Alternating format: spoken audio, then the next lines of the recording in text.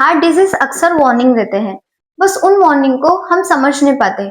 कभी हल्की थकान, कभी चेस्ट में अजीब सा प्रेशर, कभी सांस का थोड़ा सा कम पड़ना, और हम बोल देते हैं स्ट्रेस होगा, गैस होगी, आज ज्यादा काम हो गया। सच ये है, कार्डियोवास्कुलर डिजीज के सिम्टम्स हर बार ड्रामेटिक नहीं होते।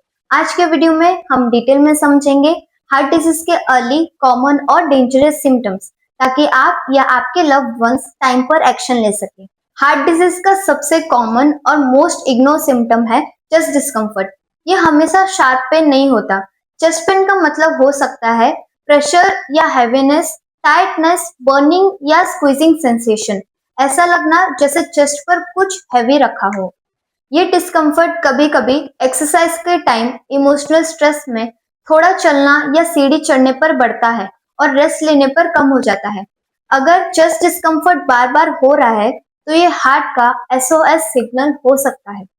हार्ट पेन सिर्फ चेस्ट तक लिमिटेड नहीं होता, बहुत केसेस में पेन स्प्रेड हो सकता है, जैसे left arm, shoulder, neck, jaw और upper back. Specially left arm pain के साथ चेस्ट डिस्कम्फर्ट हार्ट अटैक का क्लासिक साइन माना जाता है। अगर ये पेन अचानक आए, ग्रेजुअली बढ़े और साथ में स्वेटिंग और नौशिया हो तो बिल्कुल इग्नोर मत कीजिए। सांस का फूलना एक बहुत इंपॉर्टेंट वार्निंग साइन है। अगर आपको थोड़ा चलने पर सांस चढ़ जाए, सीढ़ी चढ़ते वक्त एक्सट्रीम ब्रीथलेसनेस हो या रेस्ट में भी सांस लेने में दिक्कत हो रही है, तो इसका मतलब हो सकता है हार्ट ब्लड पंप इफेक्टिवली नहीं कर पा रहा है। जब हार्ट वीक हो जाता है तो लंग्स में फ्लूइड जमने लगते हैं और सांस लेने में प्रॉब्लम शुरू हो जाता है। हर थकान नॉर्मल नहीं होता। हार्ट डिजीज में फैटिक अलग टाइप की होती है। बिना ज्यादा काम किए भी थक जाना, रोज के काम हैवी लगना, सुबह उठते ही लो एनर्जी फील होना, स्पेशली वुमेन में एक्सट्रीम फैटिग एक हार्ट सिम्टम हो सकता है, जो अक्सर एंजाइटी या वीकनेस समझकर इग्नोर कर दिया जाता है।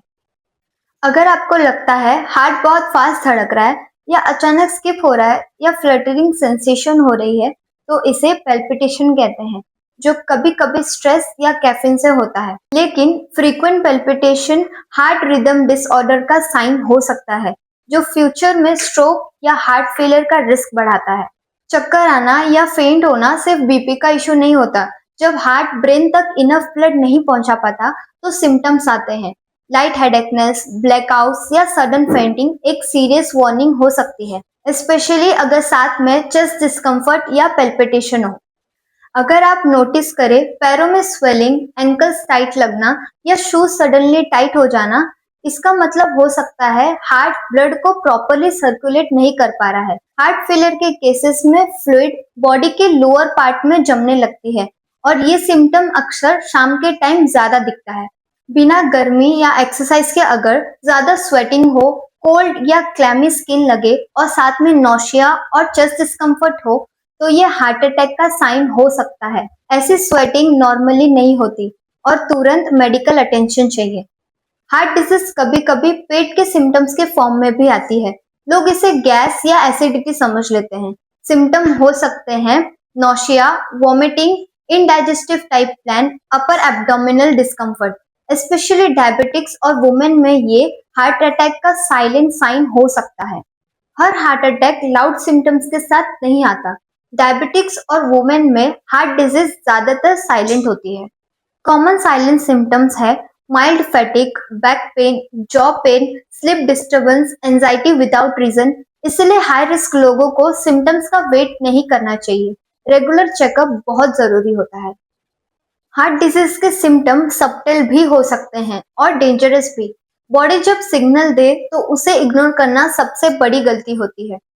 अर्ली डिटेक्शन से हार्ट अटैक, सर्जरी और कॉम्प्लिकेशन सबसे पहले रोके जा सकते हैं। अगर आप इनमें से कोई भी सिम्टम एक्सपीरियंस कर रहे हो और अपने हार्ट रिस्क को समझना चाहते हो, तो डाइट और लाइफस्टाइल के थ्रू अपनी हार्ट हेल्थ असेस करवाइए। Book your personalized heart health consultation with our dietitian on www.bookehealth.com. Thank you.